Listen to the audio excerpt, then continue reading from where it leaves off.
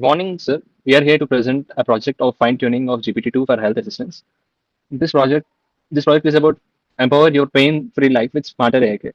Now we'll look into overview of the project. This project aims to fine-tune the GPT-2 language model to assist users with web-based application health-related queries by providing reliable, contextually accurate, and informative responses. And now the importance of AI in healthcare is AI is revolutionizing healthcare by improving accessibility, efficiency, and accuracy. Language models like GPT-2 can assist in answering health-related questions, reducing the burden on healthcare professionals, and providing quick responses to common concerns. The objectives of fine-tuning model are enhance the GPT-2's ability to generate medically relevant and precise responses, improve patient engagement by offering clear, concise, and empathic communication. Now, why GPT-2 is for health assistance? The advantages of GPT-2 are pre-trained on vast corpus of text, enabling strong natural language understanding, generates human-like responses, and maintains contextual relevance over long interactions. Easily fine-tunable for specific domains such as healthcare by providing relevant datasets. Suitability for health assistance. This can handle a wide variety of health-related questions efficiently, supports multi-turn conversations, making it useful for building chatbots and viral and virtual health assistants. The limitations and considerations are needs domain-specific fine-tuning to ensure medical accuracy and risk of generating hallucinated, that is, incorrect or misleading medical information. And now my teammate Ganesh will continue. Good morning, everyone. I am Ganesh. Today, I am talking about the preparation of fine-tuned LLM. We chose the GPT-2 base model.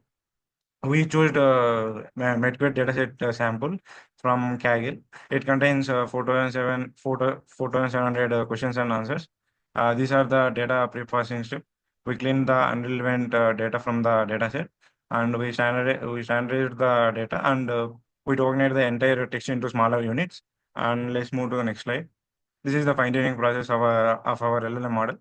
We trained all the layers, and we updated the parameters of entire model, and we defined some parameters regarding the number of approaches, mean that number of times that the model need to train, and we tested with some queries, and we loaded that model to our web application. And these are the tools and libraries used for fine-tuning LLM. We use Python for scripting and model development, and PyTorch to load the dataset, and to convert dataset into values, and Hugging Face transformers for loading GPT base model, and tokenizing the data, and pandas for the data manipulation. The link gives the path to the file, and let's move to the source code of this LLM base model. This is our LLM fine-tuned source code, and you can see we have imported necessary libraries, and then we have login into Hugging Face to load the model, and to upload our fine-tuned model. This is our sample of our data set. We have used pandas to load the file from Google Drive, and we have dropped the necessary values, and we have converted the entire tokenized data into tensor values, and then we trained our value with the three approaches, and these are the training loss and validation loss values.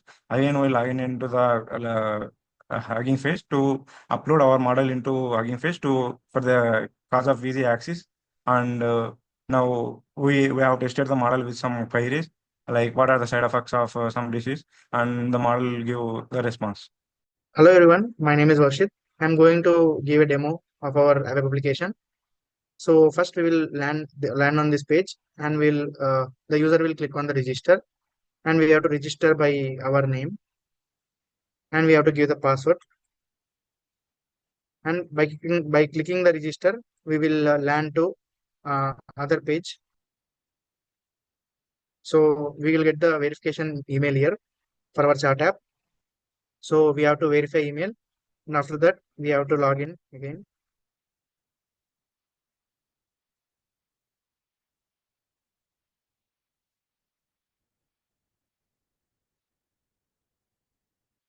So by logging in, we will come to the home page here. So we can see the charts here, and I will type the new chart here.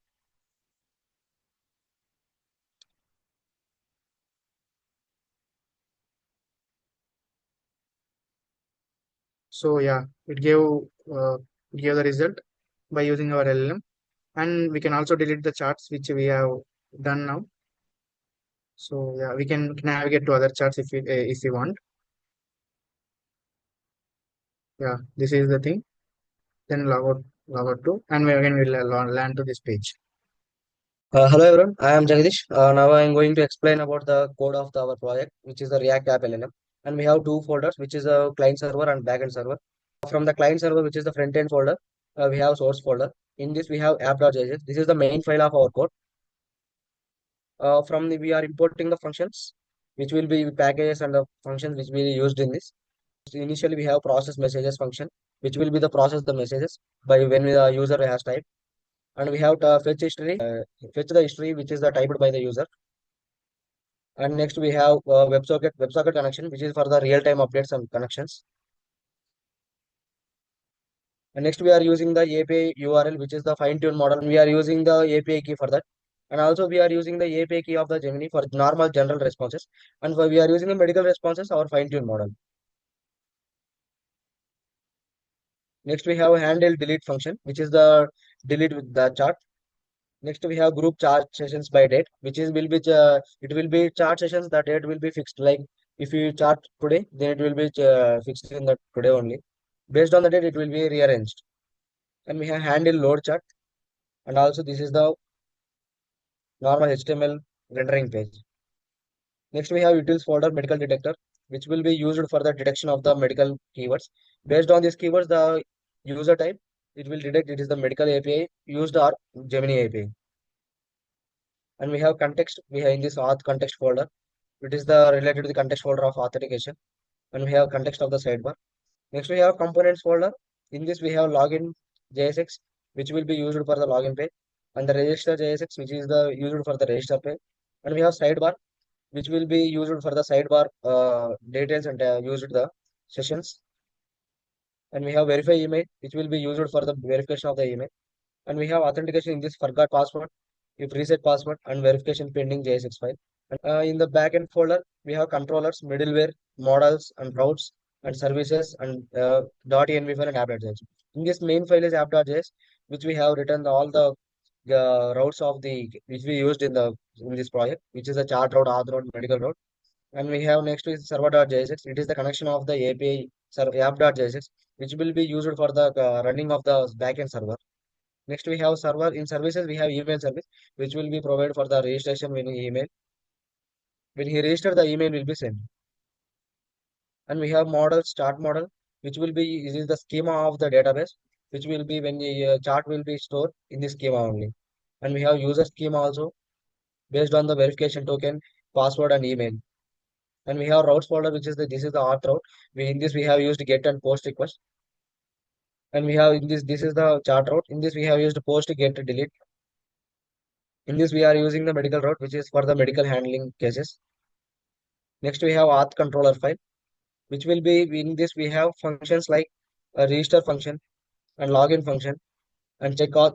This check auth will function will check this is the user is logged in or not, and logout function and refresh token and verify email and forgot password and reset password. And then also we have the recent verification and the chart controller. We have functions like save chart, get history, delete chart, and in the medical controller we have handle medical query, which will be handled that is that the keywords is handled for the medical query or the Gemini API. And we have auth token, which will be used for the authentication of the token. And we have in this we have used the JWT authentication. This is the .env file of that. First we have MongoDB URI and port and JWT access token, refresh token, API key, and we are using the Bravo API key, which is used for the email service, and JWT reset token and front end URL. And finally, we have here by running this command npm rundev, the server will be run front end, and both back end also it will run. From the front end, by clicking on this, you will get redirect to website, which is Varshit seen before. Now let me show the MongoDB how the data is stored.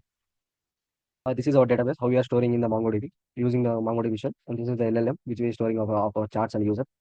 This is the charts storing data, and this is the users, and we are using the ID which will be fetched and email password is there. This is our GitHub repository, which we have stored, which we worked till now. We have stored in this GitHub repository, and this is the backend folder, and this is the front end folder, and we have this is the README file of ours. This is the README file, Hi everyone, now let's look into our deployment strategy. For, for front-end, we used React.js, and for backend, we used Node.js. For database, we used MongoDB for storing user queries and responses. Deployment options: API-based deployment, integrated with web applications. We used embedded with using fine-tuned GPT-based model. Future scope and improvements, enhancements, multi-language support for broader accessibility, integration with wearable devices for real-time health monitoring, explainable AI to make decisions transparent and reliable. Research direction, self-improving models with reinforcement learning, hybrid AI models, combining rule-based and ML-driven methods. Key takeaways: fine-tuning GPT-2 with the METPOD dataset enhances its medical knowledge and accuracy. Proper dataset selection and pre-processing are crucial. Ethical considerations and human oversight are necessary to avoid misinformation. Further improvements will focus on validation, accessibility, and explainability. Thank you for giving this wonderful opportunity.